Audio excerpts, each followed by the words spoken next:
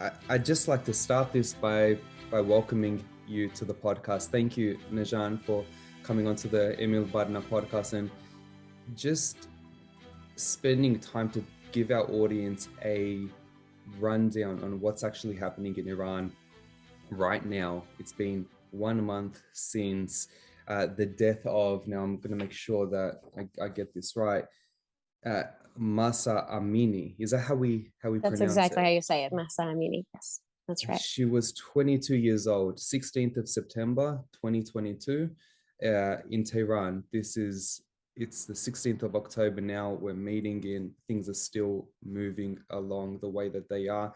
And I just wanted to have you on board to give us a context on what's going on. I did want to start today with a quote from Tina Hosseini. Hosseini, how do you, Hosseini's right. Hosseini? Yes. Okay, and this is an Australian-born Iranian lady who wrote an op-ed for The Guardian, and that was published just a few days ago.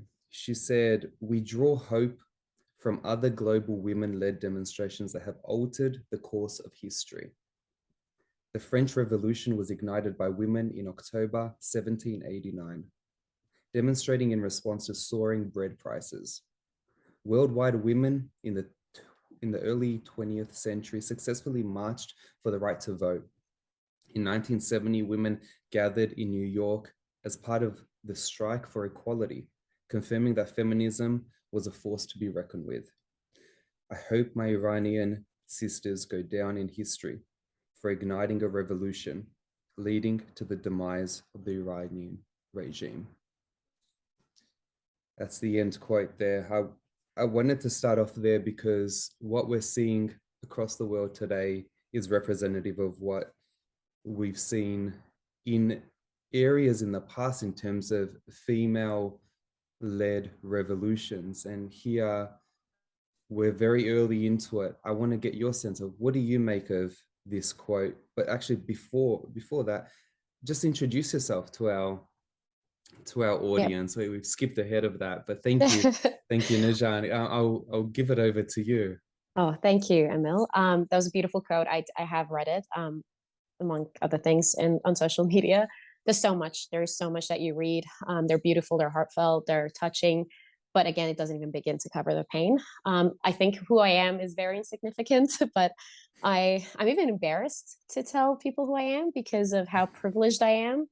And I'm sitting here in Australia and I am safe while my people are fighting with their lives. It's a strange feeling. So my name is Nojan. I am Persian. I'm Iranian. It's really interesting. I used to say Persian because it's almost like we were in denial. We didn't want to believe that the revolution happened and it's not Persia anymore and it's Iran. And because the people were always so different than the government and no one knew that, this was our way of saying, oh, we're not Iranian, we're not with the government, we're not corrupt, we're not Muslims, we're not all about just wearing mandatory hijab, we're not terrorists. So we used to say we're Persian, but now I am so proud that I'm just getting into the habit of saying I'm Iranian.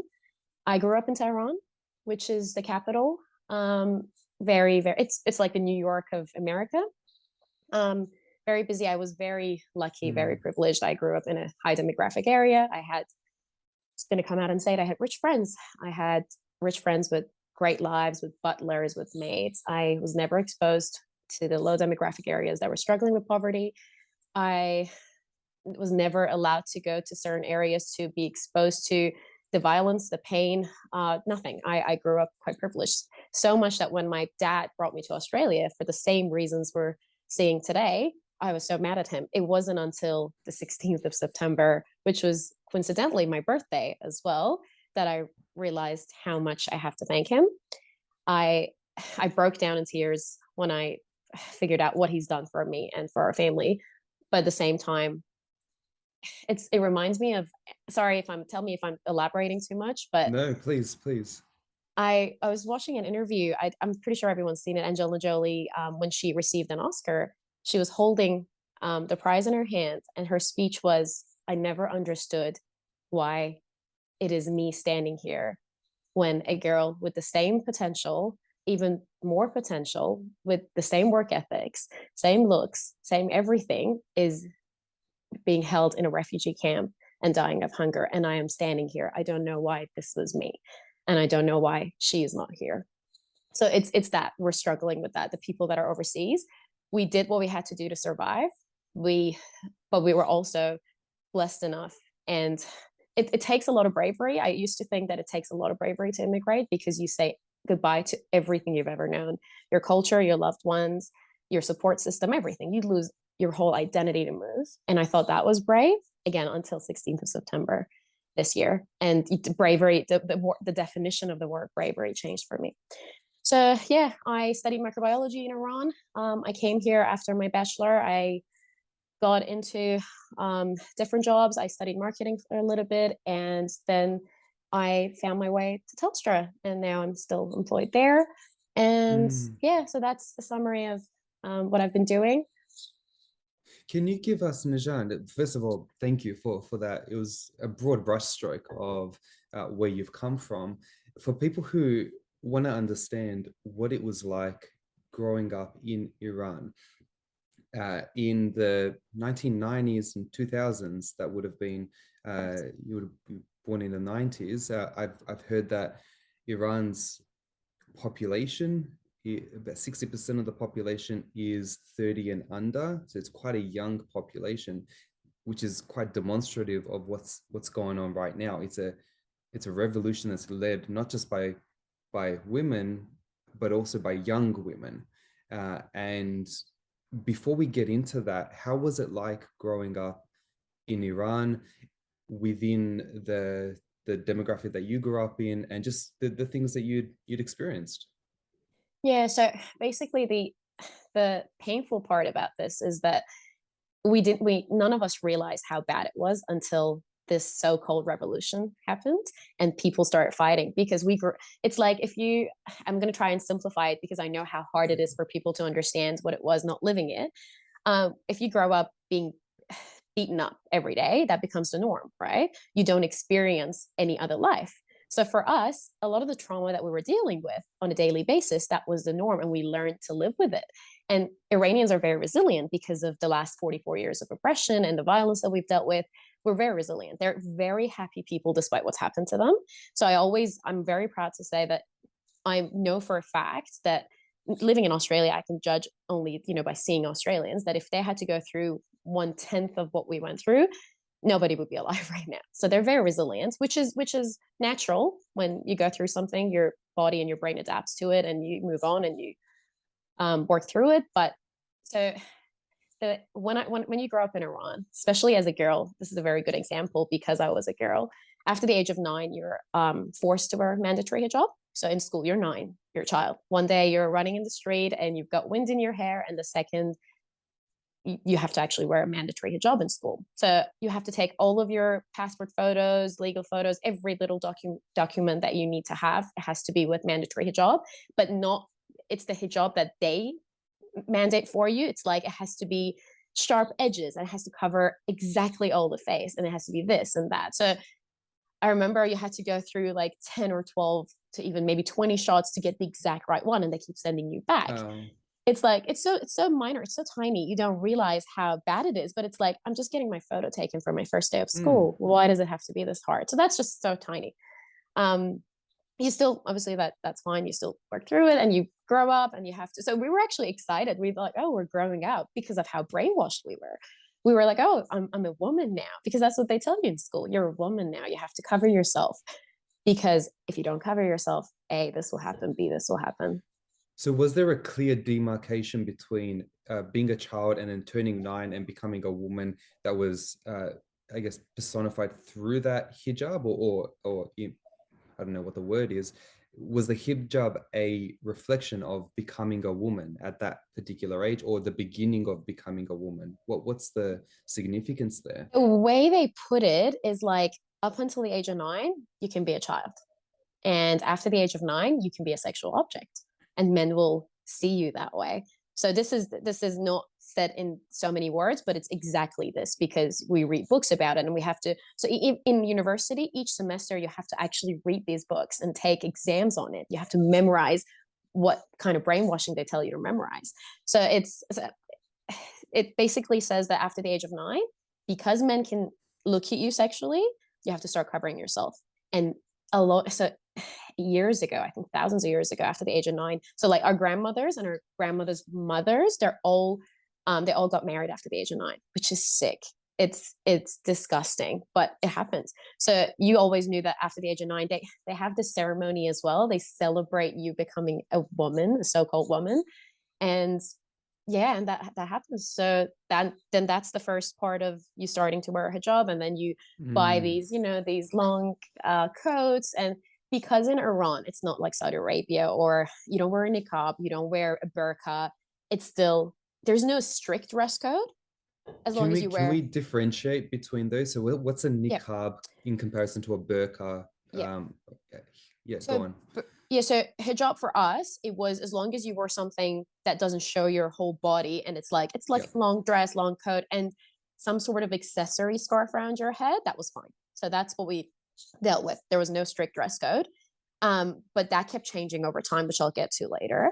And then there is a burqa, which covers from head to toe. It's like, don't want to be offensive, but it's really hard for me to be respectful towards. Freely. Yeah. Speak freely. It's like for us, it was like wearing a garbage, like I don't know how to put it politely. I don't want to disrespect a lot of people that wear it, but it covers head to toe, and it's black, and it's loose, and it's like wearing sheets, right? It's like, imagine black sheets from head to toe. So you don't see anything. You don't see the form of a woman's body.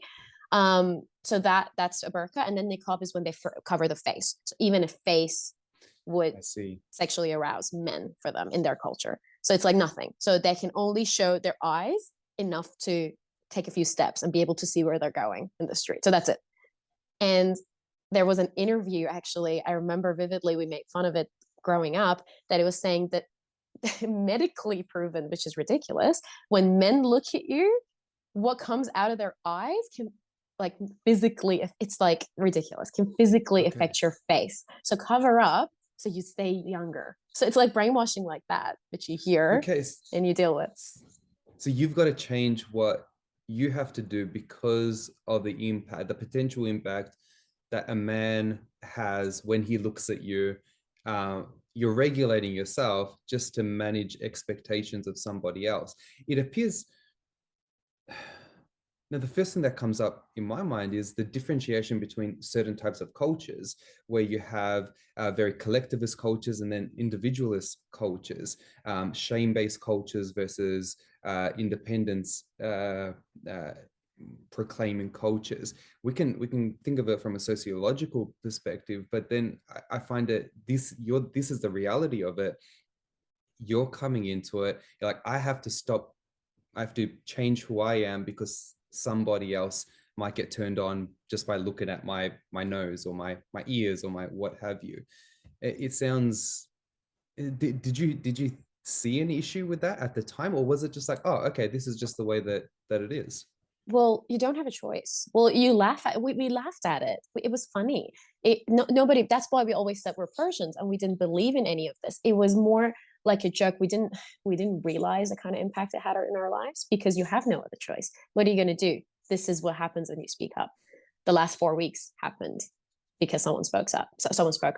So you had no choice. So yeah, we did find it like ridiculous, but then there's also so many people that actually believe these and they're practicing it. And in school, you had no choice. Any government authority, in front of any other government authority, you had no choice. You had to do it. They used to line us up in high school. I remember this vividly. And they used to see if we plucked our eyebrows. Even if one hair was missing, like, then you would get detained, or you would have to be sent home and not go to school for a week. And that's the reality of what we lived with.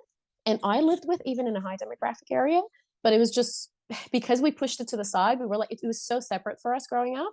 It was them forcing us to do these things, and it was us not believing in a single thing. So we did, everything was underground. We had our parties, we did whatever we had to do, but you were also traumatized outside of the house every single time you went out. So can I ask you, Nojan, let's just say you have a sample of your friends and people, family members and extended friends. How many how many of those went along just because it was what was expected, but behind closed doors they're like, this is ridiculous, or and versus the ones that really believed in it? And there's no judgment here. I just want to get a sense of what's going on there. To give you a percentage, like this is exact because I think I only know in the last in 22 years I spent in Iran, and then a few, like obviously the last few years here, I only know 3 people in total that genuinely believed, kind of believed and practiced it. So I would say about 97% of the people didn't believe and didn't, yeah. So I only know 3 people. Imagine I went to school, I went to university, people from all over Iran, and still 3 people in total I know that genuinely believed in it, practice it. So yeah, not a lot. It's the majority know it's terrible and they don't believe in it, and they're so educated in Iran. So most of the educated people, they've either left the country or they're in that prison that they set on fire this morning. So everyone that's spoken up, everyone, so that Sharif University that they attacked, it's like the Harvard of Iran. So that's all of the students were in that prison that they set on fire. It's a political prison with activists, with students, with geniuses that were, intimidating to the government. So yeah. We'll get to that very shortly, because this is something that happened very recently. The setting on fire of the prison. What was this in the last 24 hours? No, this was, I think, yeah, it was last night. I woke up and I saw the news. So I went to bed at 3 a.m. last night and there was no news. So it would have happened between 3:30 and 7:30 when I saw the news. So yeah, Wow. a few hours ago. Okay, so if we were to rewind back to growing up within this culture, was it,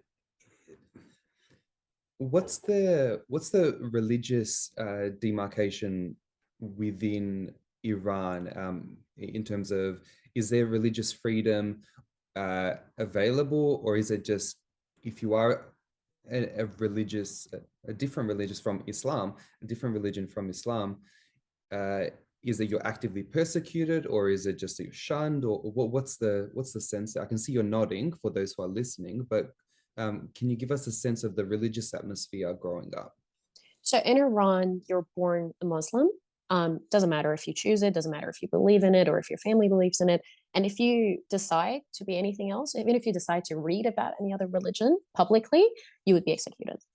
Yeah, they would get rid of you in seconds without, they don't need any um, documentation for it. They don't need court for it. They can literally, what they do is, this is a fact, and like you can read about it and see the videos. They literally attack you in the house in the middle of the night and they physically remove you from your house and they execute you.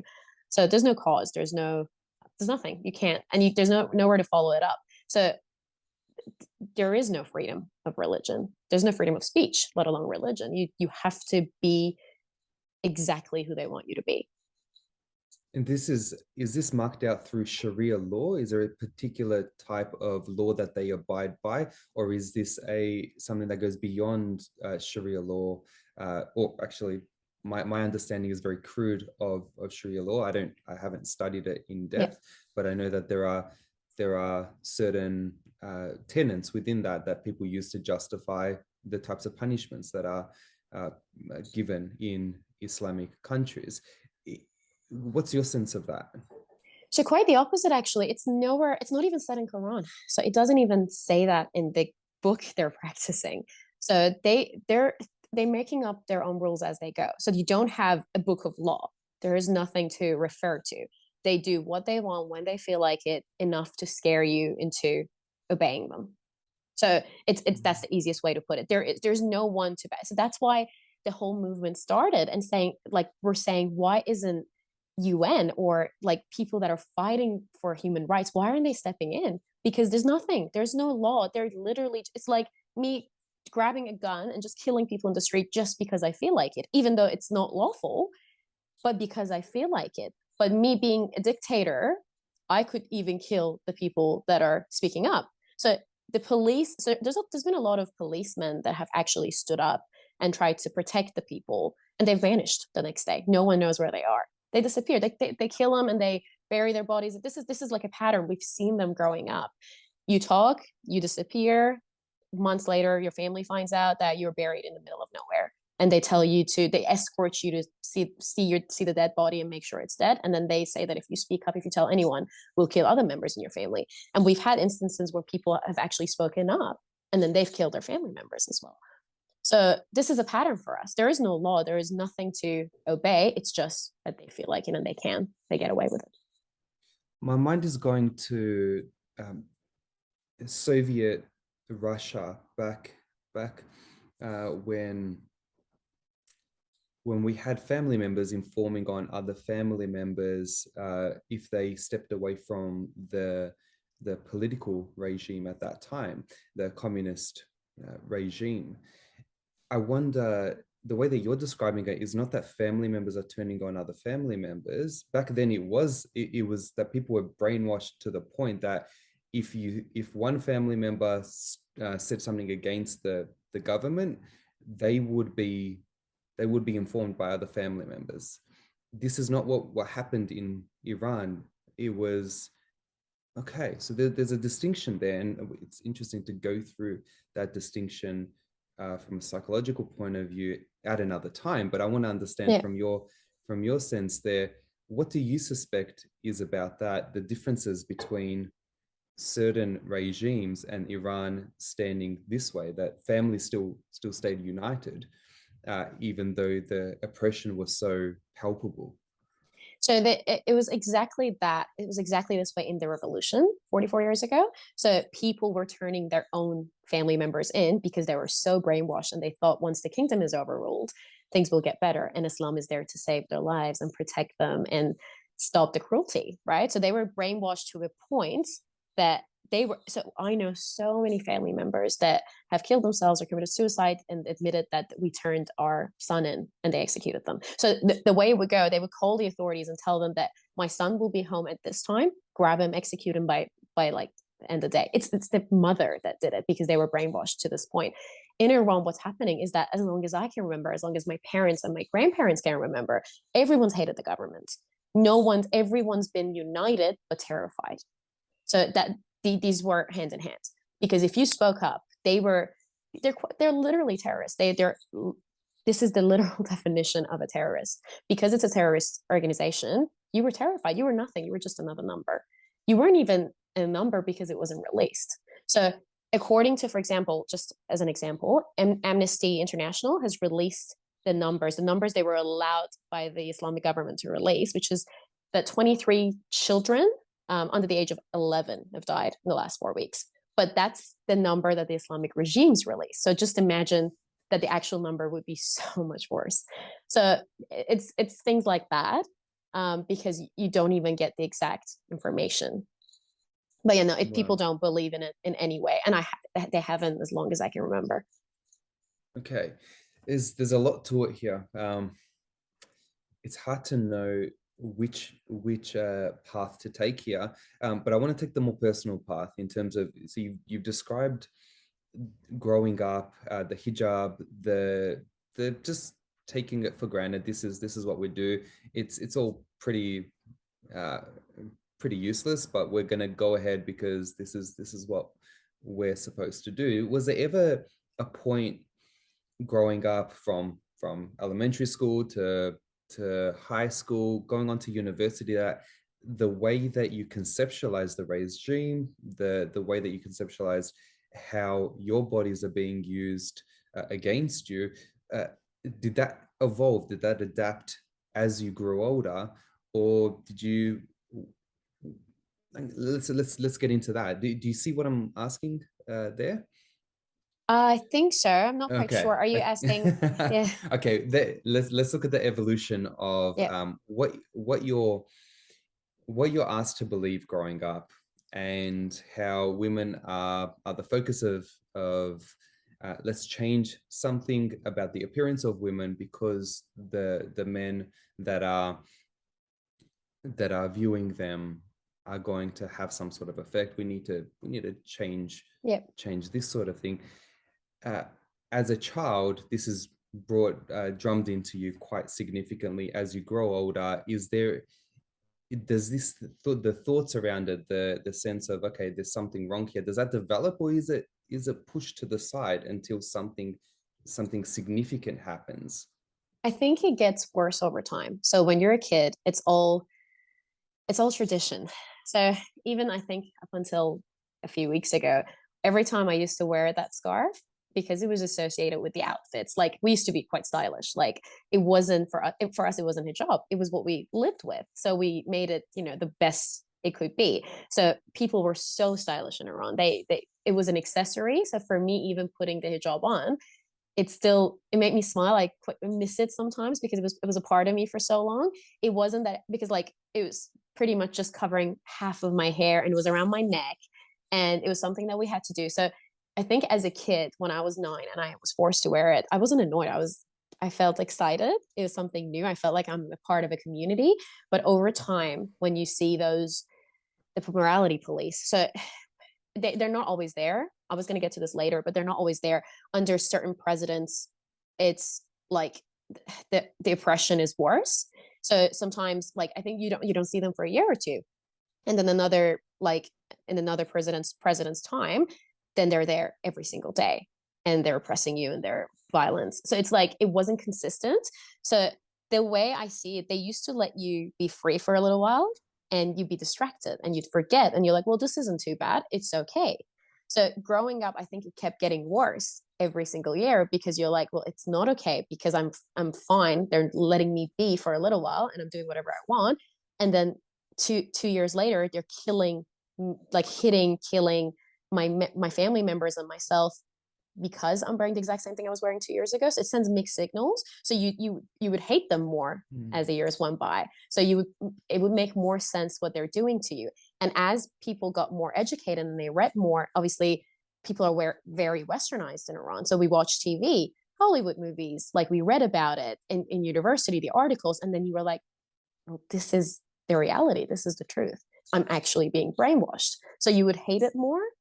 So I think like even now, like the way I hate it now, the way I hate hijab now, because of what's happened to me, I didn't before. I didn't 4 weeks ago, and I didn't last year. So I think it gets worse as you grow up, as a woman at least. Thank you. That does clarify what I was very poorly trying to ask earlier. So thank you for your patience in that one. It seems like the exposure to systems outside of Iran was available for you. You were able to see, okay, well, we can see Hollywood movies, we can see the type of educations that's appearing in other places, and we're also living with what we're living with now. I suspect that there are, well, I know this to be a fact, that in certain other systems of government, totalitarian systems of government, that exposure is just not there. It's just a matter of saying, this is the way things are, and there's active parading against other systems and saying this is why they're wrong. This is interesting to consider, and perhaps would you say that this has some bearing on how people are able to see, well, there's something wrong with what's going on. We know that there are other ways of doing life, and we're being fed this when there's so much more out there. The question I want to get to is, there's a few questions. You spoke about the morality police. You spoke about different systems of government, different presidents that come up, a few things.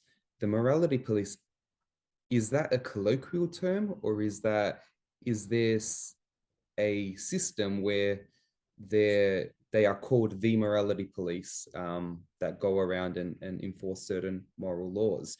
I want to understand that, because I've heard that term used. I can see you're smiling. So how about we do start with that one?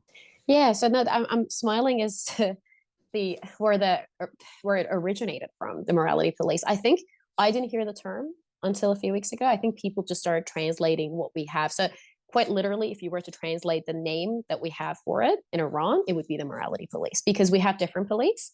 So there's the police, obviously, that you see in the streets, that, for like the traffic, obviously for traffic purposes.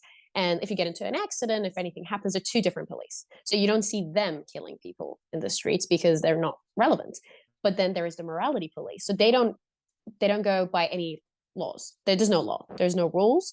There is no there's no code of conduct. There's nothing, right? So they're given guns and weapons, and they're being told to do whatever it takes to put people in this box.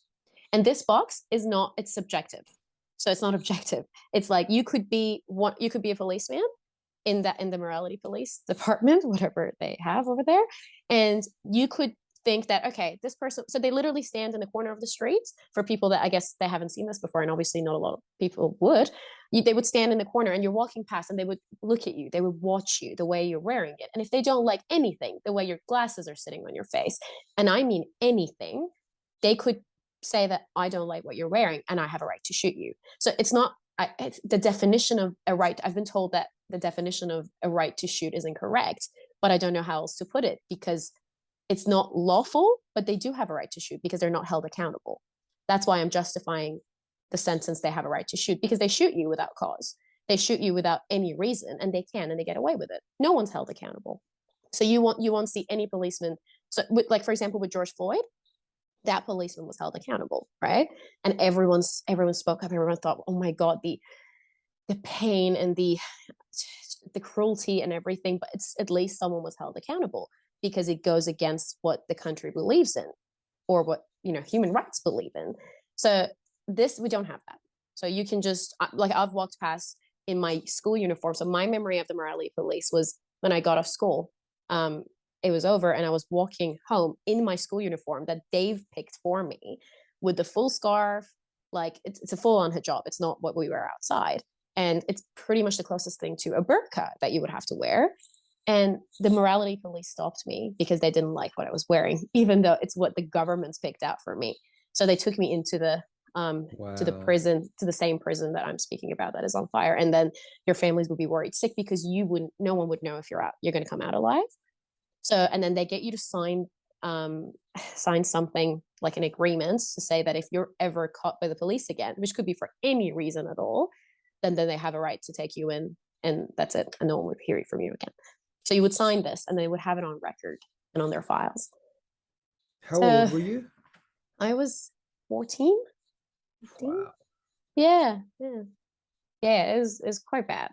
And I remember vividly that the policeman whispered in my ear saying that what I'm wearing is arousing and is turning him on. And I remember this vividly because I read someone say something very similar on social media, and it triggered me because it was so painful to hear that what I'm wearing, which was literally a burqa, was turning him on, and he's whispering that in my ear. And it just, the damage it does to a young lady. It's like you look at yourself and you doubt. You're like, what am I doing? That I'm doing something to arouse this man. I'm doing something wrong, because there's no way in hell that you would think that this is okay. Well, who else would say this? This is another guy. And they would hold a gun to your head as a 14-year-old. But you go home and then you laugh about it, which is what we did, and we moved on. And you don't realize the effect it has on you until years later. But yeah. It's hard to know how to respond to that. This is it paints a picture, and I think most people lose. Well, I would say nobody has that picture. No one I've spoken with has that picture of what's actually going on. There's a flouting of we care about women's rights, and then we've got what's going on right here. I've yet to know anybody who has asked me or has brought up anything of what's going on in Iran right now. In fact, after I organized the interview with you, I went up to one of my colleagues and I'm like, do you know what's going on in Iran right now? And it's interesting because she turned back to me, she goes, it's funny that you choose to ask me that right now, because I have a friend who's organizing a lot of these protests in Melbourne about Iran, and everyone else. So she had an idea, but everyone else didn't. And she was, she was not Australian. She was not white, to be blunt. Although I am white, my background is European, and I grew up in the shadow of a family that escaped the communist regime in Romania at the time. And so I find it very interesting that I care about this, but many individuals who do not have that post-traumatic experience, even if it is a historical post-traumatic experience, just have no interest apart from the things that they find interesting. And I go back to what you mentioned in a conversation we had before this, that actually, please tell our audience, you searched up #feminism. I want you to Yeah. tell our audience about that. Yeah, so this is actually a very interesting thing. I know I touched on it very briefly on a call with you. I am so we thank you for touching on this. This is my favorite part of the part of your podcast because I've been looking forward to this. We all of us, all of my family, my friends, everyone I've known, we've been struggling to find out the reason behind all the silence from the so-called white people that you're saying, because I've always gone around and said that I'm so proud of the people I'm surrounded with and so proud of the Australians that I know, because they're just, for us, it's like they're from a different world because they don't have the trauma that we have. We find them, as I call them, better people. I've always said this. All my friends and family would know this. I've said that I hope, and I have to stand by what I said, I hope I end up with a white guy because I don't want someone with the amount of trauma that I have adding to this, and then my potential child having to go through all this, right? Because the pain was just so unimaginable for me growing up and for my family.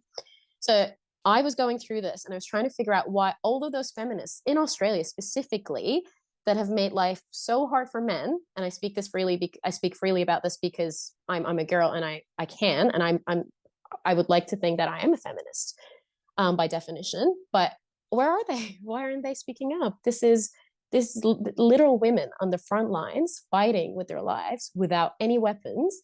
They're getting killed by the second, and I'm sharing it by the second. It's not like they're not aware of what's happening. So why are they silent? So I went on Instagram and I searched #feminist, trying to see what kind of posts and what kind of people there are out there that are actually speaking up and they're loud and they can help me. So I messaged, it took me, I think I actually counted, 9.5 hours to message and email every single person who actually wrote #feminist under a post. And I could see that they do it regularly and explain what's happening in Iran. And I sent them a voice message so it's more personalized. And I built reports and I explained that, like, I'm desperate here. Like, will you help me share this?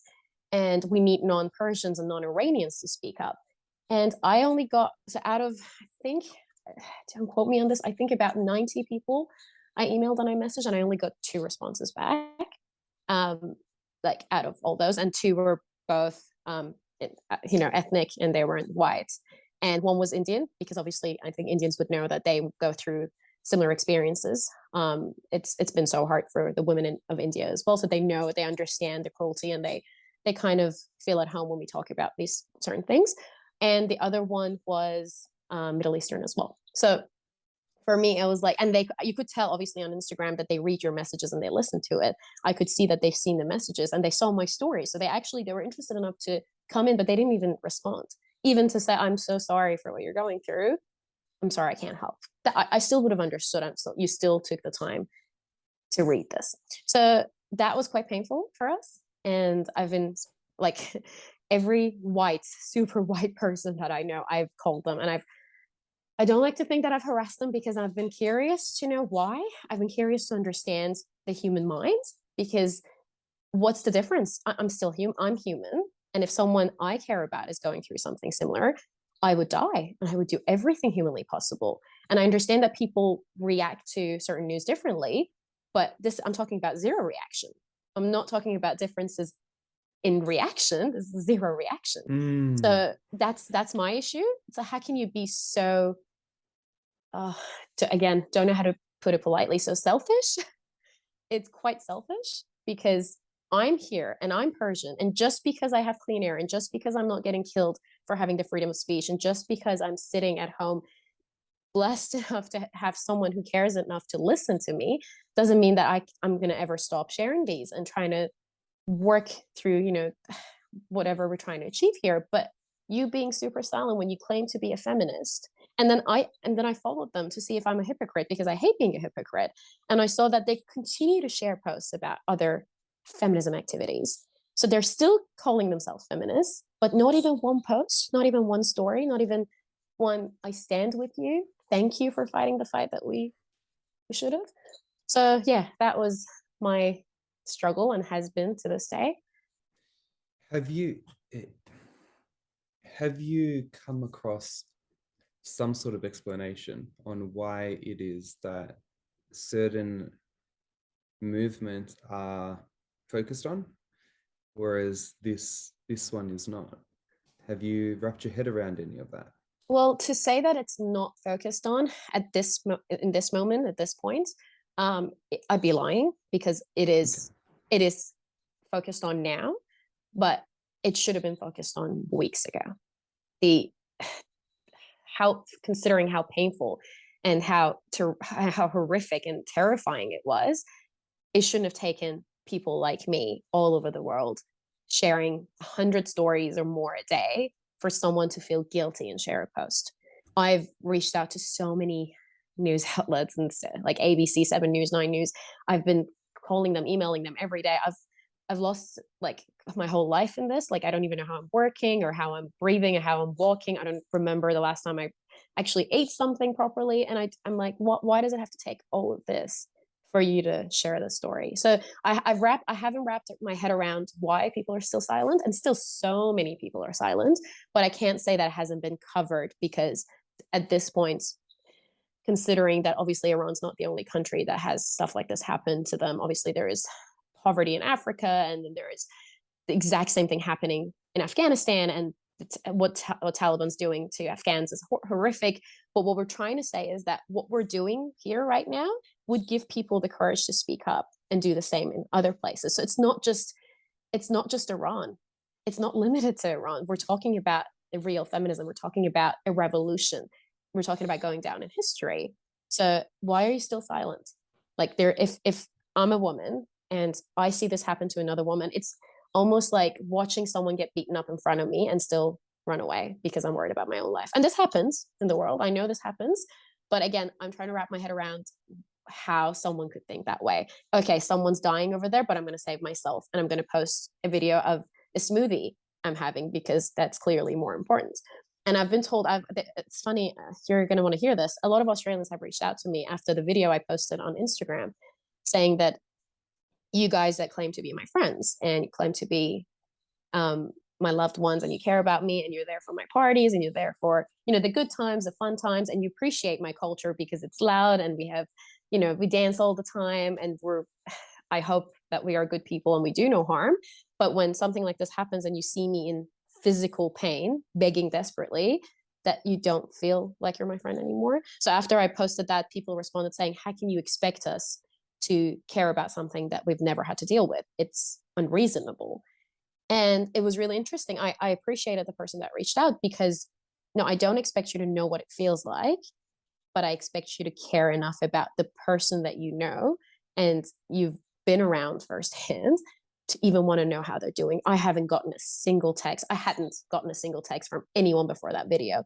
And it kind of hurts me, because I feel like I had to guilt trip a lot of people into doing this, and it's not genuine. But we're so desperate that, like, I'm just putting it out there. Someone actually reached out to me, said that that's quite desperate of you. I'm like, exactly. This is a desperate situation. Desperation isn't always negative. I am desperate and I'm asking for help. How are you not offering it? It's quite simple for me. So yeah, it's interesting that people were wondering why like, not only that they didn't care, but they were wondering why I'm sharing these. Why do I expect people to speak up? What kind of person in their right mind would expect sympathy in a situation like this? Who cares if you're dying? Who cares if your cousin's arrested and now might be on fire? Which is quite literally, it's traumatic that I'm saying this, but it's again that live hot crime podcast that we're watching with our loved ones being the main characters. And I stand by this, because it's like one person dies out of, like, from old age, and we all say our condolences and we go to the funeral and we pay our respects, we celebrate their life. I've had probably 10 people die in the last few weeks. No one cared about. Even at work, even at Telstra, quite literally, the new job that I'm at, I think after literally speaking up in a meeting saying, my week hasn't been split, literally in these words, my week hasn't been great because I've had so many loved ones die in the protests, and they've seen me on the news. They've said it out loud that they've seen me on the news. They didn't even listen to it. They changed the channel. but they didn't even ask what it was about. And it wasn't until then that some people from the Philippines and two of my colleagues reached out saying, thinking of you, right? So for me, you shouldn't have to do this. You shouldn't have to grab someone and say, hey, I'm dying here. Show sympathy, show support if you're my friend. So yeah, this is what I haven't wrapped my head around. There's a lot there, and I think there's the human element, and then there's the conceptual element.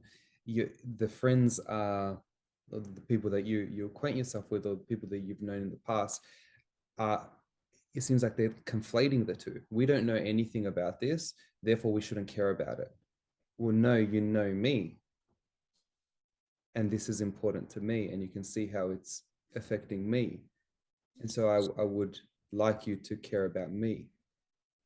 And that is what I hear you saying in terms of what you seek. There's a Iranian journalist and activist. Now I had to look her up, but she's been quite vocal from the beginning. Mahsa Alinejad. Yes. Yes. Alinejad. Okay. That's right. Mahsa Alinejad appeared on the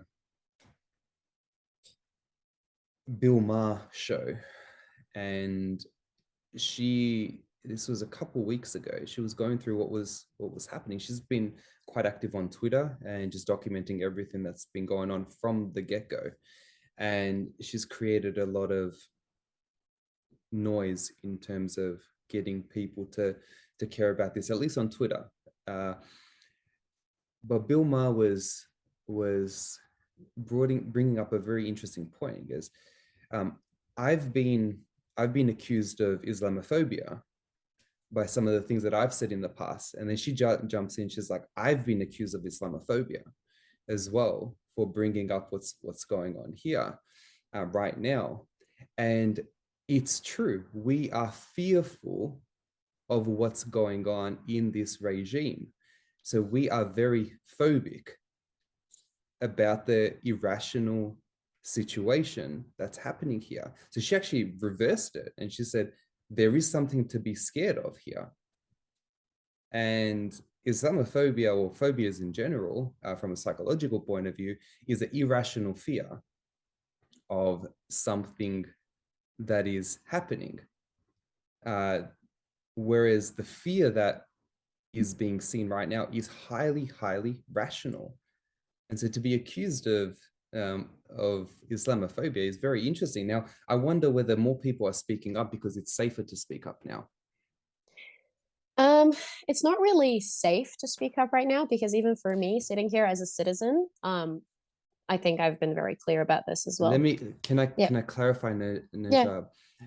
Perhaps it's safer for people who didn't want to speak up before, from Australians or feminists, who'd be like, okay, but now that they're seeing a lot more people on social media, like, now everyone's talking about it. Now I'll come and talk about it. But earlier on, okay, I wonder whether there's something like that playing up. Yeah, I hear that. Again, it's the same. I think in reverse to what people are telling me, I think we are also not able to understand why they're so afraid to speak up, because I've heard this. I've heard just people that have been very supportive. They're also white as well. They're Australians. A lot of people in the police force that I know have been very supportive, which just brightens up my day and my whole life to know that there are policemen out there that are good.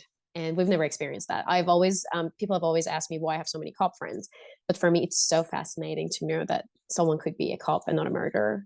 And I love that. And it's so hard for us. It's so hard for people to understand how much we would appreciate it. When I see a little kid walk up to a policeman and hug them, I want to die, because we've never had that. You're always told to run away from the police. You can't, if someone commits a crime where we're from, you run away. You never call the police, because they're the first ones to get you and kill you and arrest you. And if the police gets to you, you're dead as a human being, as a millennial. So again, that's a lot of them have spoken up. They've shown their support, but they haven't shared my stories. And they've said it's because of it's out of fear of what people would call them.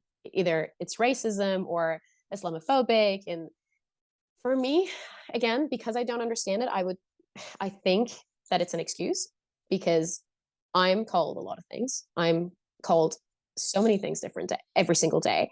And for even speaking up, and I'm putting a lot of people in danger, including my loved ones and my family that need to go to Iran because we have so many, like, we have our whole life there. So I'm still speaking up. And I think it's nothing compared to the bravery that's, happening back home.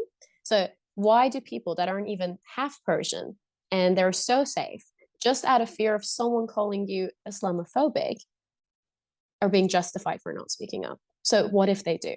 So don't we go around telling people that you have the freedom of speech and you can be and believe in whoever and whatever you want to believe in? You have that power. We don't. So what if someone calls you out on it? If you believe in a bigger cause and if you're actually supporting someone, why not do it? It still means a lot that they've reached out. For me, that support aspect's there, but not actioning anything, because I've seen non-Persians posting about this and it reaches 10 times more than what I would reach, because it's like, okay, well, if Emil's talking about it, let's see what he has to say. But if Nojan's talking about it, she's Middle Eastern, what does she know? It's a sad truth, but it does happen. And that's why we're trying to raise awareness. That's why we're saying every post counts. In fact, what you have to say matters a hell of a lot more because you're the one who's lived it. And yet it's not seen in that light, it appears. I'm taking notes as we go because I think this is very important for me to conceptualize and to understand as well.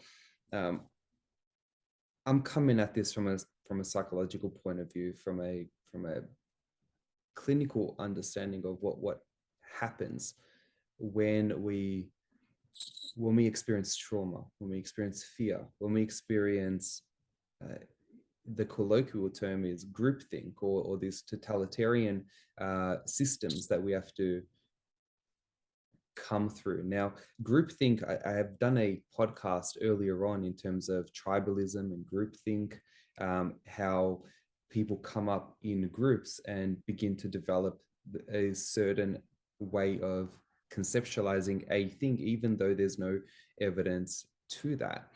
And we've looked at the totalitarian systems in a number of my podcasts earlier on with a neuroscientist and psychopathy researcher, as well as a clinical counselor who spoke about quite a few of these. And then when I consider what's happening right now and people coming out, what I see here is you're in the midst of a trauma, of a highly ongoing trauma, a chronic trauma that pushes you forward to do what you can because your nervous system is so electric that you're spending all hours of the day doing what you need to do, and you're still balancing, you're still able to work, you're still able to research what you do, speak the way that you do, keep in light the family relationships.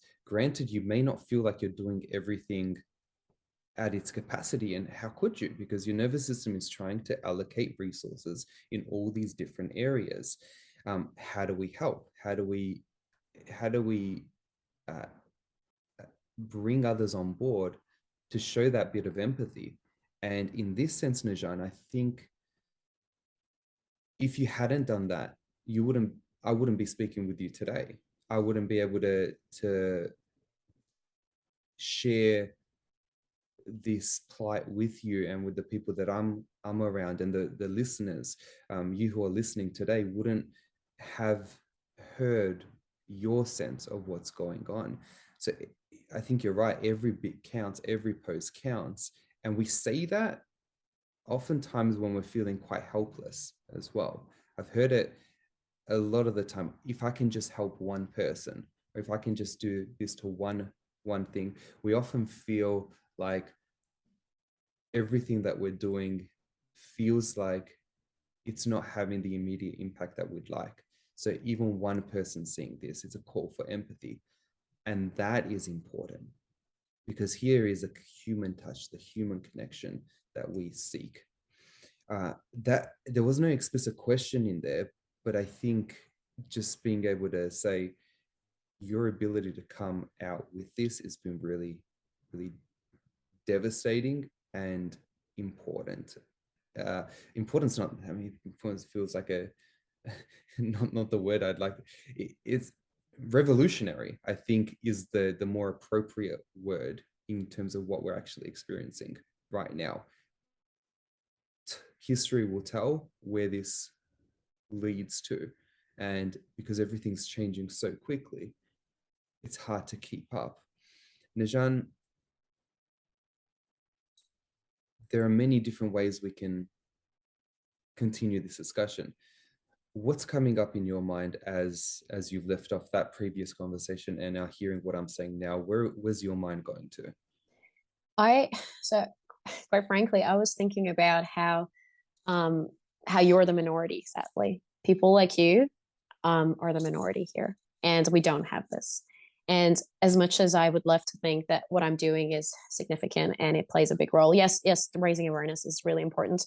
And I hope it is, because I'm going through hell every day trying to bring it to people. But as long as you're the minority of the non-Iranians trying to speak up for us, trying to make sure our voice is heard, that it's not going to get anywhere. And I know people think, so while we were talking, like the messages that I kept getting on my phone were saying people are waking up and people are seeing the news of that prison being set on fire, and everyone, like I said, has so many loved ones in it. And all I could think is that every message says we're so alone. My friends, my Persian friends that are overseas, we are so alone. We have no one.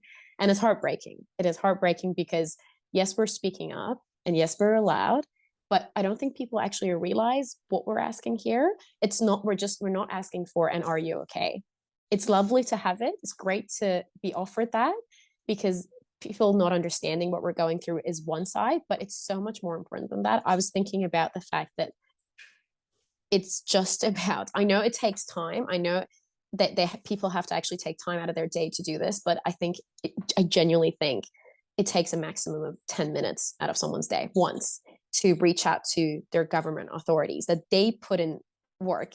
So it's a democratic country, right? So we're voting for these authorities to work for us. So if we are the ones that put them in work and put them in place, shouldn't we be the ones to actually reach out to them and say, stop these agreements with Iran?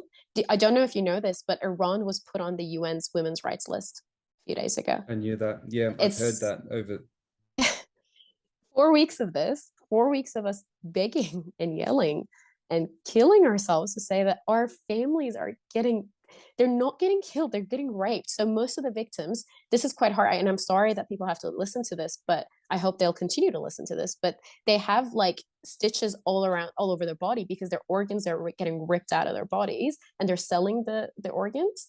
So they're torturing them, raping them, and then they're selling their organs, and the reason why they hide their bodies and they bury it in the middle of nowhere in the middle of the night is because if they find out that their organs are sold and what's actually happened to them, people won't stop speaking up. So they're hiding everything. So this is the tragedy that we're dealing with. So, and Iran's still being put on the women's rights section for UN. So what is UN doing? So why are we going around thinking that we have? So today it's Iran. What if tomorrow it's Australia? I know it sounds unreasonable. I know people think it may not happen to you, but it might. This is something it happened to George Floyd in America, which is supposed to be so progressive, full of feminists, full of activists fighting for human rights. It still happens. So why aren't you fighting for this? And it's people like the Australians that take the time to actually reach out to the government authorities to put sanctions on certain individuals and the Iranian regime, not just the people, because people putting sanctions on individuals, they're the people dying of poverty. So we're just going to put pressure on them. The government's going to love it. Happy days. The problem is people aren't aware that these ayatollahs and these people that are ordering the massacres of thousands of people daily, all their children are overseas. So all the wealth that's going to them, it's the so-called blood money. So they're killing people, and they amass unthinkable wealth driven by this corruption, and they're sending it overseas to places mainly like Canada, Australia, Europe, and they're living freely. Like if you see their Instagrams, they're all supermodels, they're all half naked. They post videos of them, and this is a fact, people can look it up. They post videos smiling, saying, "You guys are dying, and all the money's going to us on my dad's yacht," and they're singing So there is this anthem that people have, I don't know if you've heard it, it's called Baraye. No. I'll share the song with you. It's called Baraye. It's become our anthem during this whole time. The guy who sang it, because it's gone viral and people are using it, he was in prison until a few days ago. So he's grabbed every tweet of Persians. So someone would have said, for all the children that are killed without a voice, for all the girls that are raped without a voice, for all the times we had to run away from the police and be terrified for holding our loved ones' hands. And he's grabbed all these fors and because ofs, and he's made it into a song, and it's gone viral. And people are singing it in protests. So he was also arrested, and he was forced to say that he apologizes for this, and he's so regretful.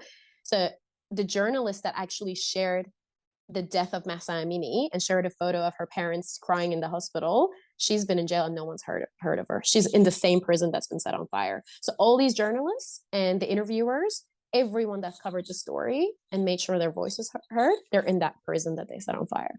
So this is happening, and we're still letting them bring all this wealth to these countries, and they're living happy lives. So if they put sanctions on these individuals, if everyone sends an email requesting this and sharing it on social media, then they have to speak up, they have to act. And even if one family is sanctioned from living freely in another world, in a first world country, then we've achieved something. Because why do people have to die for them to live, in a mansion in New York or in Byron Bay? So because we know this is happening. So this is why. This is for anyone that's listening. This is why we're raising awareness. It's not just that you share a post saying we stand with you. No, seriously, stand with us. Do something. Raise this awareness, because the Persian population, there's a lot of them, but it's not enough. What you've said is exemplified a lot in that article that I referenced earlier on today, and I'd like to read a bit of that as well, because it highlights some of the things that need to be done from an Australian point of view, but also from a worldwide point of view. Do you mind if I read that? Please. Just condemning these atrocities is no longer enough. As the Iranian women's movement continues, global leaders must lend their support. The Australian government has joined others, including Germany, the UK, US, Canada, Austria, and Spain, in condemning the Iranian regime for its treatment of protesters. Canada has imposed sanctions against Iran's Islamic Revolutionary Guard Corps, IRGC, permanently banning over 10,000 officers from entering Canada. The US is expected to issue new sanctions against Iranian law enforcement officials and those directly involved in the crackdown. Several members of the European Union are urging the EU to impose asset freezes, this is what you were talking about, and travel bans on several Iranian officials. There is more our Australian government can do. We call on the Australian government to freeze the assets of regime officials and their dependents. Our government could consider listing the IRGC as a terrorist entity under Australian law, enacting Magnitsky sanctions against perpetrators, members, and agents of the IRGC and those responsible for these crackdowns and deaths. It could call for the regime to be removed from the UN Commission on the Status of Women and deny regime officials and their dependents from entering Australia.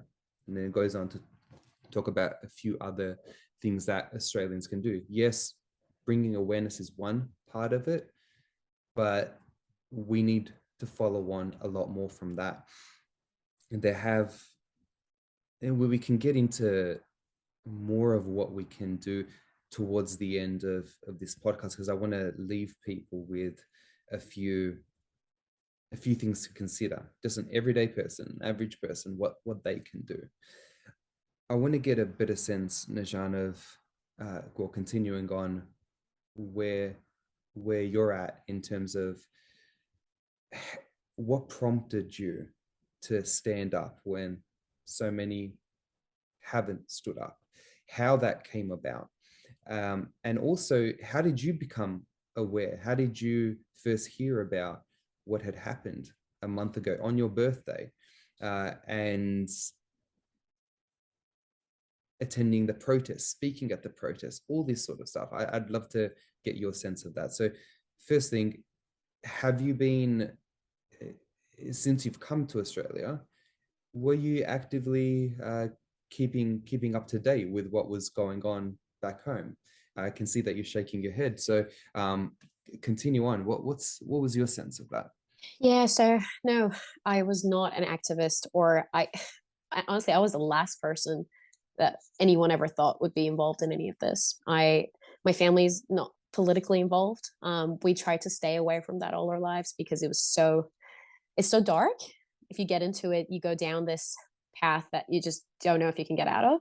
So, being from Iran, I think it was an escape for us when we moved to Australia. We were, okay, it's done, it's over. And I thought, I actually got back from Iran 2 months ago, 2.5 months ago, and I thought to myself that I'm never going to go back.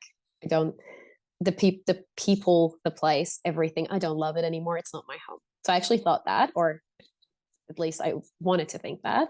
And I came here thinking, okay, I can finally make a life here, because I used to hate Australia because my dad dragged me here for this better life that he was promising. But from what I could think of, from what I could remember, my life was great in Iran, right? Because I wasn't thinking about all these stuff happening in the background. I didn't think that I could be Mahsa Amini. I didn't think that I would have been.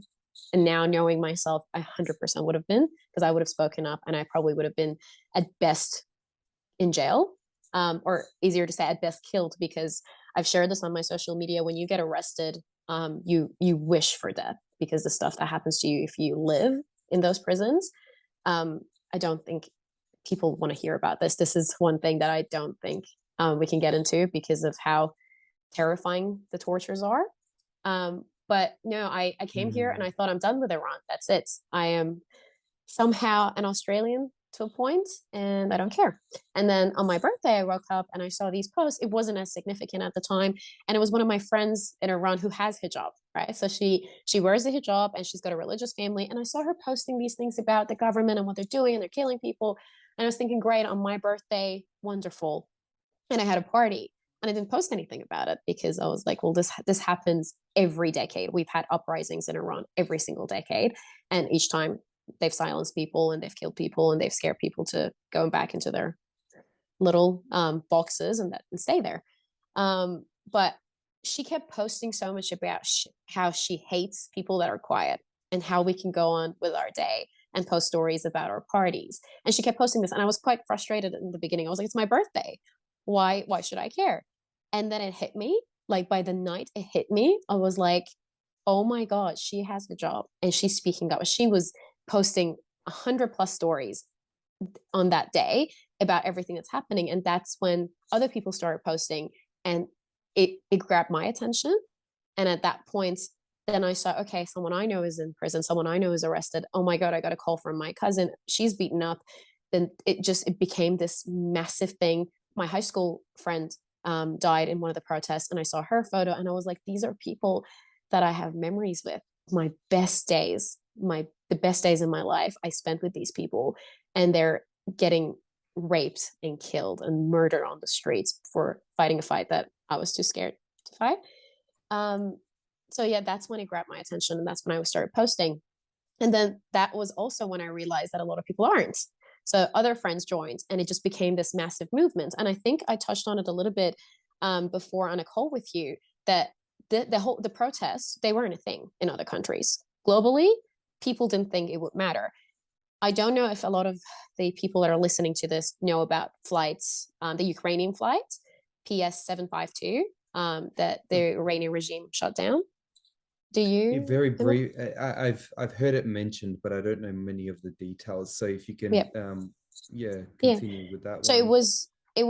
so that was one of the most tragic moments of our life. So again, that should say a lot, knowing what we go through as like a normal woman or a normal person in Iran. So that was really traumatic, because it was a passenger flight. I think PS 752 with 176 passengers on board. The Iranian regime shut it down just because they wanted to create a distraction. Again, people can read about it later of how they shed a light on it, and how it actually, the truth came out, because the Islamic regime was saying that it's not them and they didn't do this, and it's other, governments and other countries that actually shot it down, and Canada and the Prime Minister of Canada actually pushed so much for this, for the truth to come out, and asked for the black box, and they actually listened to the call, and it was an ongoing investigation for a long time. And I remember I was in a relationship at the time with an Australian, and I kept crying my eyeballs off because I couldn't believe. And the students that were on that flight, they were all Canadian immigrants. So I knew a lot of them, and my friends knew a lot of them. It was exactly my age group, and it was people from Sharif University and people smart enough to get, you know, scholarships overseas, and they were visiting family, just going back to Canada. So it was just heartbreaking, and I remember not understanding why my partner couldn't even understand the pain, let alone show me support, and he couldn't, and I let it go, but it was quite painful at the time. And so two victims were a mother and a child, and the victim's husband, for the last 2 years, he has posted about how he wants justice for his family every single day. He's a dentist and he's a writer. I'll share his name's Hamed Esmaili, and I'll share his profile with you. He's so inspirational. People are actually saying that if there is ever a leader after the Iranian regime is overthrown, we want someone like him. He has not stayed quiet every single day for the past 2 years. He's written about his wife and his child that was killed and all the victims. And he started these protests. So firstly, he was alone. He grabbed whatever he had on him in Canada, walking the streets.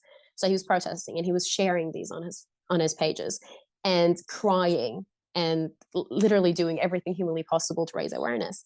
And then that's how the global protest started. So he kept telling people to speak up, and one by one people spoke up, and it reached Australia, Germany, all over the world, even in China. So it's every single, like Estonia, it's this tiny place in Europe that even they had a protest. So it's crazy. It's crazy, and it's also, it warms up my heart to know that a movement like this can happen, and that can start by one person, and that's how much it means to us if one more person speaks up, because it can only do so much more. But that's how it all started. So basically, what I was getting at by explaining the PS 752 tragic events was saying that one victim that spoke up inspired me to also speak up, and I inspired other non-Persians to speak up, and it led to me speaking on the protests and me becoming a somewhat activist. And before I knew it, people were saying, put your account on private. And so obviously the Iranian regime don't see what you're doing, because I could very well be killed if I go back to Iran. And that's a fact. And it was so insignificant at the time, and my family could be in danger if they ever go back. And I put so many people with the same name, with the same last name as mine, in danger. And I thought for one second, I thought about being quiet. And then so many videos came out of these women, these young kids dying every day and screaming in the streets and burning their hijabs, trying to fight this fight for us, for someone that wasn't brave enough to stay in that country. And I say that freely, and I think I stand by it. And then I couldn't.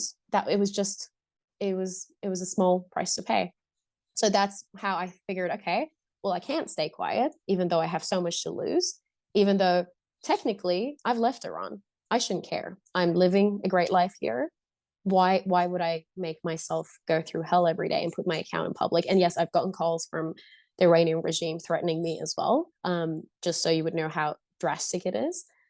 Can I ask you, Yeah. how does that happen? Like, what's the... They give you a call from God knows where, you don't know, and they threaten your family and your loved ones, and they say that if you speak up and if you keep sharing this, because obviously they can't reach you, so every journalist, every activist, every human being that's spoken up in Iran, they're in that jail that they set on fire, so they can physically grab them and remove them, but they can't do it to me here. So the only way is threatening my loved ones back in Iran, which is still quite traumatic. But to answer your earlier question, why I can't stop speaking up, I don't know if it's called bravery. I don't know if it's being stubborn. It's, again, that part of humanity that I'd like to keep with me, because it's not just me anymore. I want someone, if someone's going to be a part of my life, I want them to be proud of who I am. I don't want to be a hypocrite. And I find a lot of hypocrites in Australia, and that pains me to watch. But yeah, that's how I started this whole thing. Nojan, this is a lot. and it's going to continue to be a lot as long as it continues happening. What's the best case scenario? What can happen? What's going to be significant for you if you think about your own personal life? If something could happen, what is it? What's the thing? Being hopeful or being realistic?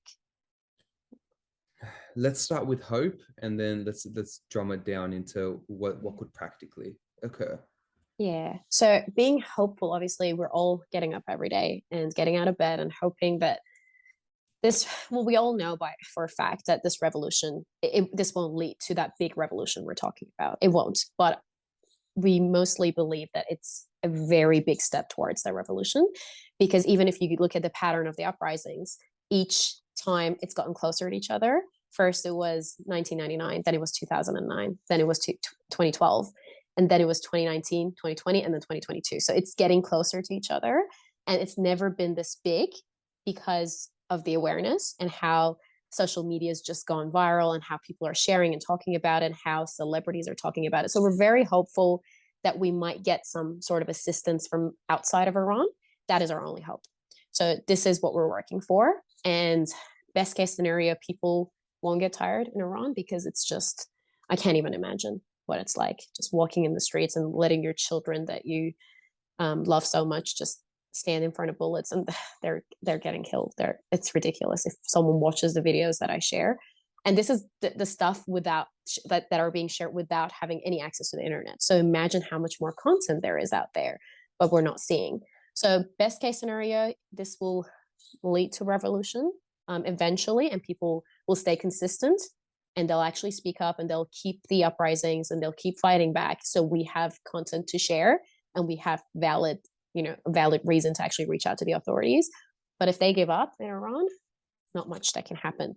But also, even if that is the case, our hope is that enough people will reach out to the government authorities, and putting sanctions on these individuals will be a big step towards that revolution. Because if they can't bring their wealth overseas, they can't do anything with it. So if they're forced to live the lives that they're forcing on other people, then things might change, because none of them are. None of their kids are in Iran. None of their grandkids are in Iran. They're all overseas. So if they were forced back, if their citizenships were taken away from them, if they were exiled and completely shut off from the outside world, and they had to actually live in Iran in that unsafe environment and being exposed to, they're still going to be extremely wealthy, don't get me wrong, but we're still taking that away from them. That'd be a big move. And that will give us hope in overthrowing the revolution. But that's best case scenario. Realistically, like I said, based on the pattern that we're seeing and places, so we have minorities in Iran, states like Kurdistan and Zahedan. They're basically the state border. So what they have is they have a lot of weapons, and they're intimidating for the country, for the government. So those are the two places you see a lot of massacres. So they literally shot every child they could see. And what they're doing is that they're shooting children because they're oppressing the youth. They're sending a message saying that we're shutting down, the potential of someone speaking up. Because Kurdistan and Zahedan, the two states, they've always been pioneers in speaking up. So the whole women, life, freedom slogan that you see everywhere, that actually came from Kurdistan, and a Kurd that actually spoke up. So the whole slogan of fighting for women's rights started from Kurdistan, and that's why they find it so intimidating. That's why the main massacres in Iran are happening in the capitals of those two states, which is Zahedan and Sanandaj. So basically, best case scenario, with knowing that they have so many weapons and they're killing everyone that actually has a weapon to fight back, a lot of people will continue to get killed. And the only hope is that someone from the outside world and outside of Iran will actually step in and fight for human rights and put a law in place and get them out, or force the regime to, just leave the country or anything. We don't really know what's going to happen after, but it's gotten so bad that anything's better than this. Nojan, and there's that threat that's hanging over people's heads. In Iran, and yet people are still taking to the streets, knowing that this could be their last day. This, if that's not, if that's not pure, unadulterated courage in the face of almost certain death in certain situations, I don't know what is. It's a matter of, these are some of the bravest people that one could ever point a finger at. And one thing that just the mental space that it has to take for someone to wake up that morning and say, listen, this, I know this person who's died, this person, this one, they're probably listing off 1,000 people in their head. Probably not that much, but there's a ton of people that they're listing off that they know personally, and they're still choosing to move forward. The type of desperation, and you used the word before, that takes to say, there's nothing else that I can do apart from putting myself here. And I think people are starting to pick up on that right now. They're starting to see younger and younger people taking to the streets and starting to see this sort of stuff happening, even despite this media blackout, as you say. I'm scratching my head to understand, we get such footage, even in this media blackout. And you mentioned how much more out there is there. How are we even able, do you know how we're able to get access to the footage that we currently have access to? Yeah, so that's actually another interesting story of why it's so important for people outside of Iran to speak up and keep working for them. A lot of people have created VPNs for them, and they only work for a short amount of time before they're hacked and taken away by the government. So we keep sending those VPNs out. They're like, okay, now connect with this. And it connects for just a second before they get rid of it. But they use, so like, I know people literally sitting on their phones waiting for that second of internet to come in, and then they send something, some content, and they literally, so the messages that we receive from outside of Iran, from our families, they're saying, it's so bad, please help, this is the video, I'm not going to have internet for the next few days, if I'm alive I'll let you know. So this is like, I get messages like this from my loved ones on a secondly basis, so it's terrifying. But this is how we're sharing content, because it's the, like, this is all we're getting out there. And also, like, a lot of people are using text messages to actually give us updates, like 10 people, they've killed 10 people, hasn't been released, share it. At least, like, somehow we hear them. And obviously we can share it and hope that someone else will do something for him. All their hope is the UN and human rights. And I know there is a lot of political aspects behind it, and they're probably not going to speak up. But it's really interesting. Amnesty Australia, they keep sharing videos and footage, and they release numbers of the killed children every day. I see it pop up on my Instagram. Well, what is that doing? What are you doing? You're just sharing numbers. If you've picked up there is an issue and they're killing, so an 11-year-old was beaten to death of internal bleeding in that state, the minority I spoke about. So in front of their, like, the other students, for them to learn a lesson, they beat her up to death. The doctor that actually spoke up yesterday and shared the story said that the internal bleeding was so bad that basically the way the city works, if they go to a hospital further away, I guess the maximum distance you can go to is 10 minutes away. So for someone to die of internal bleeding before they get to the hospital, no matter where you are in that city, they would have had to be beaten up to death for at least 10 to 15 minutes. So 10 to 15 minutes of constant beating an 11-year-old to send a message. And Amnesty Australia is still saying, oh yes, 23 is now 24 kids. That's it. And that's what we're not understanding. That's why we're saying the more people actually send those letters and send those emails to the authorities, that then they would have died for nothing. If we don't do this, they would have died for absolutely nothing. And they're so brave. An 11-year-old is doing something that her parents or like her grandparents wouldn't have done. So history is repeating itself, but it's just that if they don't have support, the Iranian regime is so terrifying and so strong that they can do whatever. And it's not the police. You don't know that it's policemen. They're all going in normal clothing and they carry weapons. And so what they're doing is quite tragic. They're hitting people directly in the eye. So I can't even begin to tell you how many people have gone blinded by this. And when they take him in those, you'll if you see footage of this, you'll see this. They take him into those black vans and black cars, and they literally tell them that you're going to get raped multiple times before we kill you. And then weeks ago, we could see that they make, so what they do is that they're making people go naked in the streets. They're taking off all their clothes, and they're raping them in the streets to say that we want hijab. Isn't that the most ridiculous thing you've ever seen? So they're fighting for the hijab, to force hijab on people, but they're still making people go naked in the street and raping them in front of everyone to send a message. So this is the kind of stuff they're doing out there. And when people ask me, why are you speaking up? Why is your account on public? Why are you risking everything? I'm like, how are you not? How are you just sitting in silence while this is happening and still posting photos? Like, it's sad to say, and I'm sorry for saying this, but when I see photos of people's parties, it makes me sick.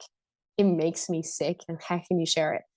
How can you be the audacity to share something like that? So you see my story and you see my friend's stories, and then I see this person sharing photos of their, the previous night clubbing. And I understand that they have lives and that's completely normal.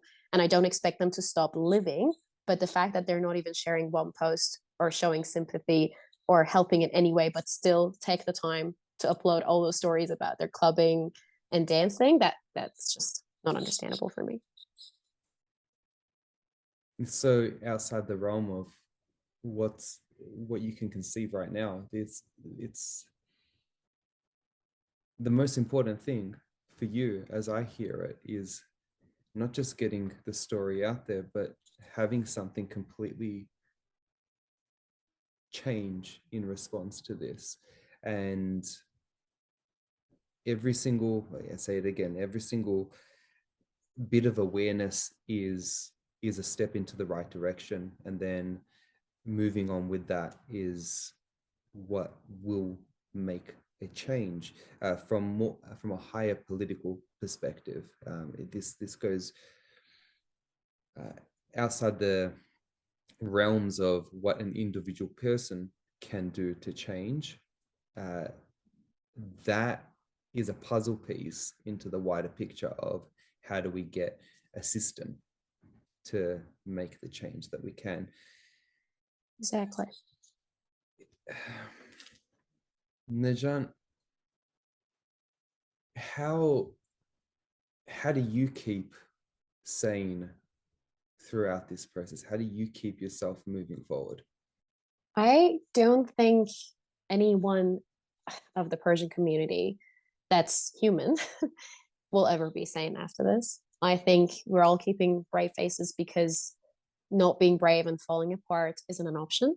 Like, what's the alternative for me? I fall apart and no one's going to know. And I'm not even going to raise this much awareness, and I'm not going to get help. And I can't afford to fall apart right now because there are people dying and my family needs me. And I keep getting messages begging to help. And it's hope for them. It's keeping hope alive. And that's the only thing that's keeping us alive. So we're hopeful, we're exhausted, we are terrified, but we're hopeful. And I think that's how we're alive. But also, I genuinely don't know how any of us are sane. I know that it's collective trauma, and I know we're going to see the aftermath after this is all over. And depending on what the outcome is, that's really when we'll know. But we don't feel human. None of us feel human. We can't really eat. I don't remember the last time I slept because every time, all of us, like, this is feedback that I get from every Persian that I know. Every time we sleep, we have nightmares. So it's easier to stay awake and keep having coffee and try to power through instead of sleep and have all of those nightmares and wake up to the death of yet another family member. So again, that's another big thing. I don't even know how people can get support and help from counselors for something like this.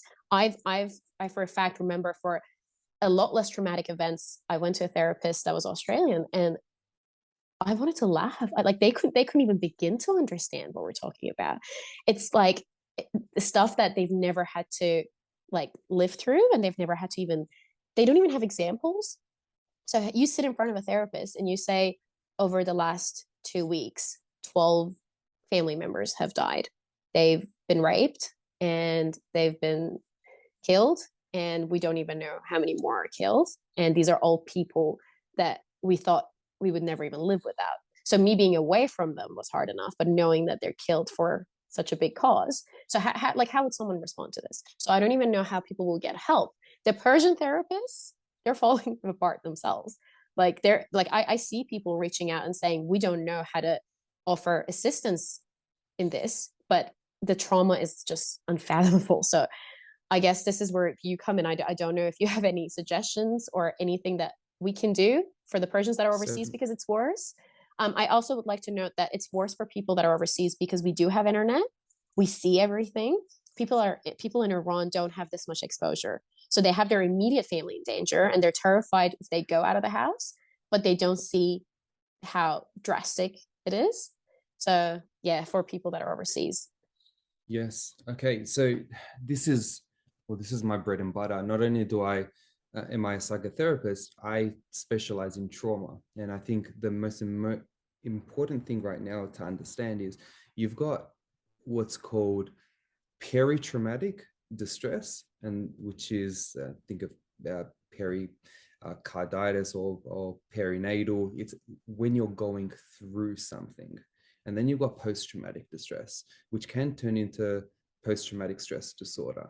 Now, people who are living through trauma, there's no PTSD there because it's not post. It's a matter of we need to keep alive right now. And the only way that the human organism can keep alive is to have their sympathetic and their parasympathetic nervous systems operating in the way that's going to keep them moving forward. So the sympathetic nervous system is that part of your nervous system that gets your body ready for action. It's the part that stops you from eating, Nojan. So the part that stops you from sleeping, Nojan, is the part that stops a person from relaxing or yawning or swallowing or burping, because these functions are not needed when we're in the middle of in the middle of an attack. All those functions could stop you from acting in a way that's going to keep you alive. And then the parasympathetic nervous system, think parachute, the thing that helps you calm down, move down. And these ones are automatic. Now, they house themselves in the autonomic nervous system, which is a branch of the nervous system that helps regulate your automatic functions. Nojan, you don't wake up in the morning and say, okay, I'm going to choose to run my heart a little bit faster today. No, it just does. And you, at the same part, you don't choose to regulate your heart rate in a click of a finger. Now, you can learn to work with this. But what I want to say is that in the middle of a stressful situation, we need to understand how our body reacts in that stressful situation. And this gives us a requirement. Well, this asks us to put our focusing gloves on, focusing glasses on, not gloves.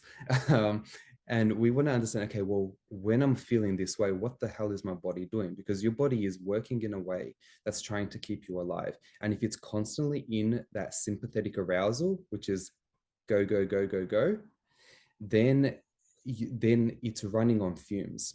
And it's going to continue to run on fumes, which will get you along, which is why people can stay awake for days on end when they're in the middle of combat, because and without necessarily feeling tired or only sleeping a few hours every now and again, they're able to move forward in that sense. Now, I liken, some people are like, oh, do a bit of breathing exercises, do a bit of mindfulness. I'm like, try to tell somebody who's being shot out in the trenches to do a few mindfulness exercises. No, they're thinking, where the hell am I going to go to stop being shot at? I need to run back to a place of safety. So the only thing that the body's trying to look for now is safety and empathy. Empathy requires a person to be on board with your group. So what does that mean? If a person does not show empathy to another person, they feel like this person doesn't understand me. This person is on the outside of my realm of being part of my group. And back in the day, people who who are not shown empathy are people who are cast out, people who are shamed, people who are outside of the group. And what happens to people who are outside of the group? Well, take it back even further. If you're outside of a tribe, you're going to be eaten by animals. You're going to be gone. So if we apply that understanding today, we need to understand, okay, who is it that I can feel understands me? They might not fully get a sense of where we're at, but at least in saying, I have no bloody idea what you're going through right now, but I'm here, and I want to listen, and I want to help. They may not. There's a difference between sympathy and empathy. You know, there's a sense of empathy is like, oh, I can see that you're struggling. I can conceptually understand it, but it doesn't really do much for me.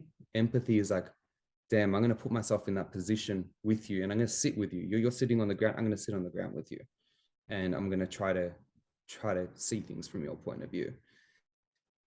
There's that's the immediate sense, but also looking for things that you can control is another really important element here.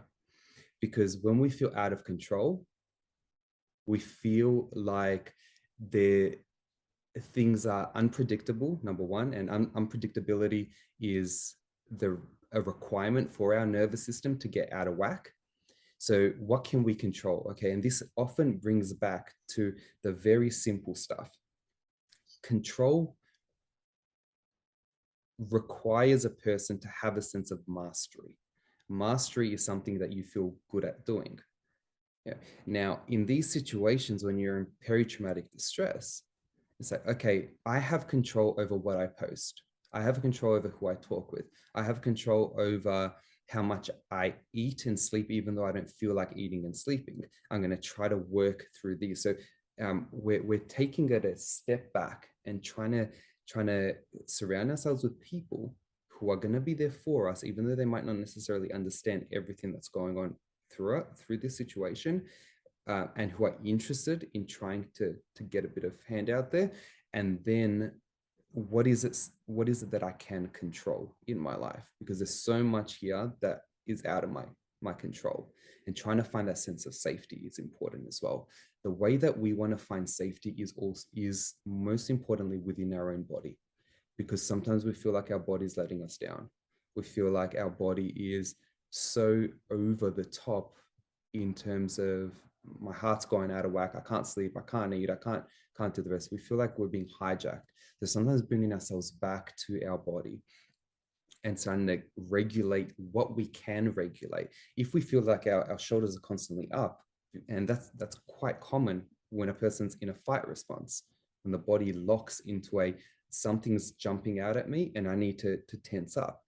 Just being able to notice that and the nuances of your own idiosyncratic nervous system responses can help you change your body's response and create a sense of mastery in a situation where you feel like everything is out of control.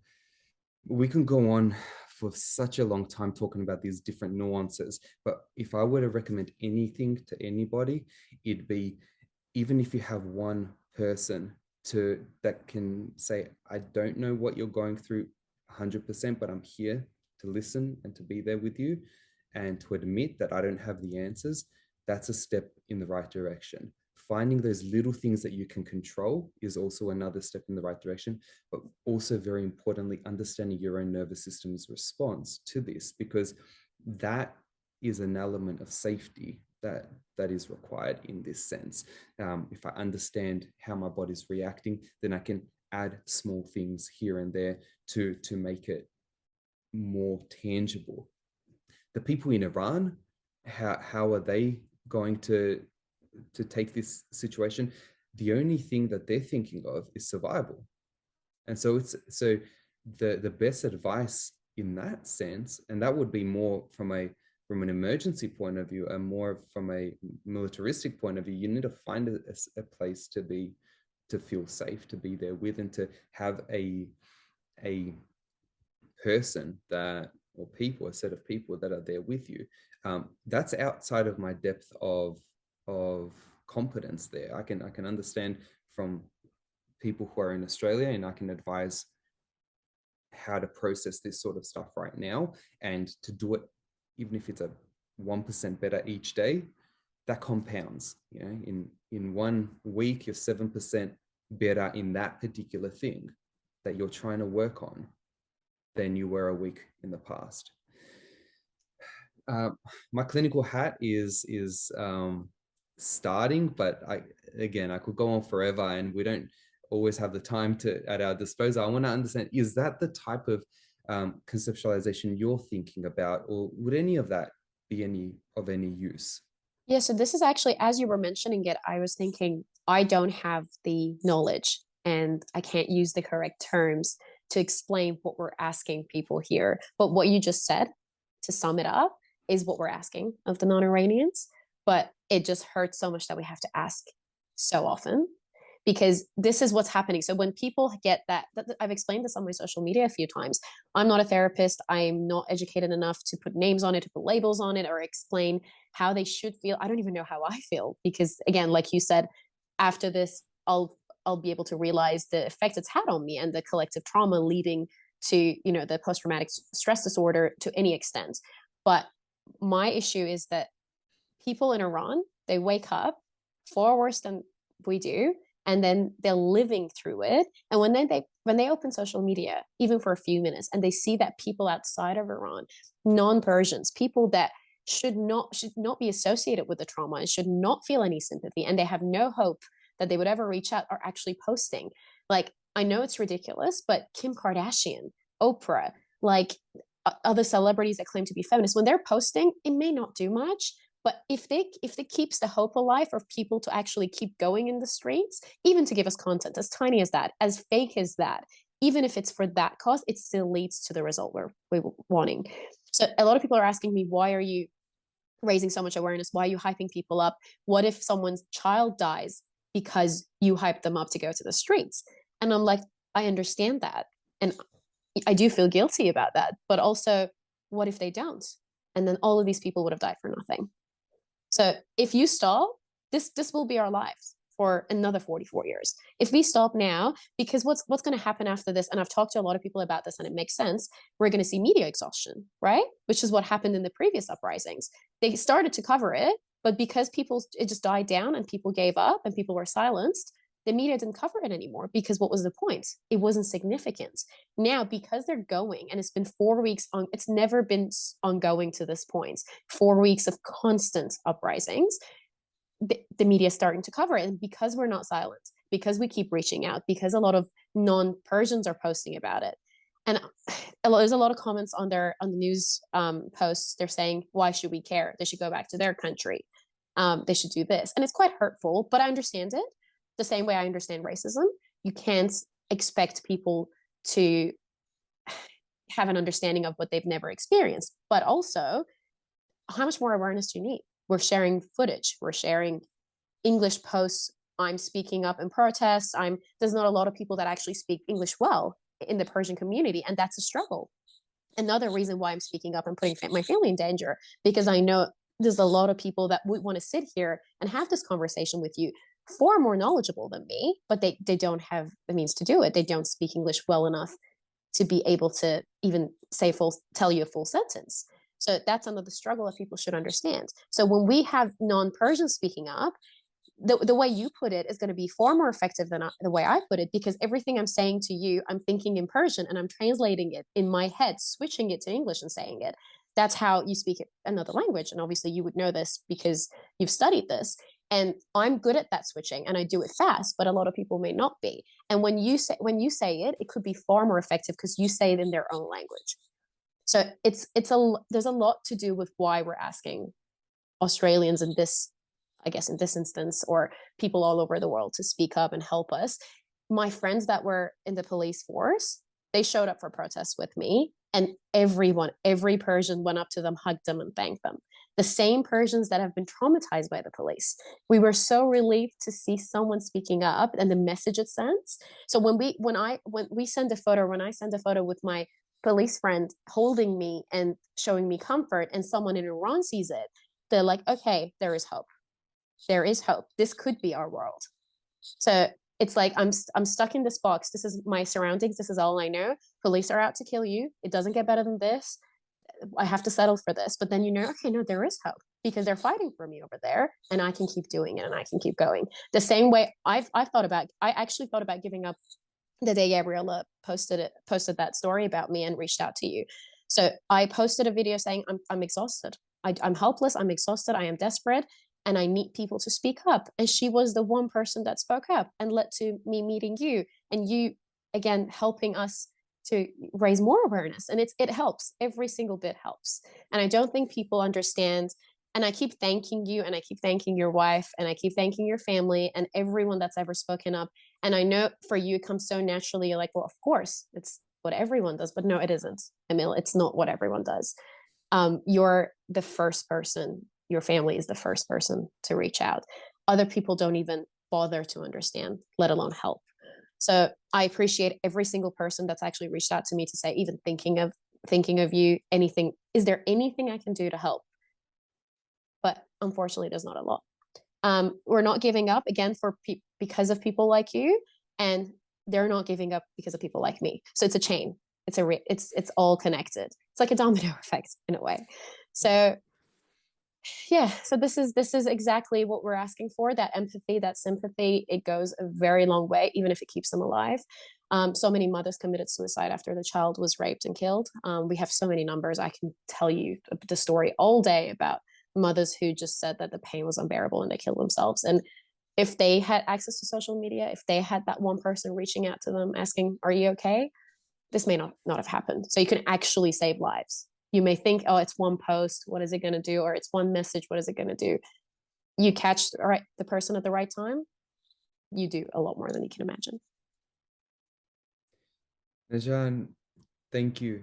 You thank me, but again,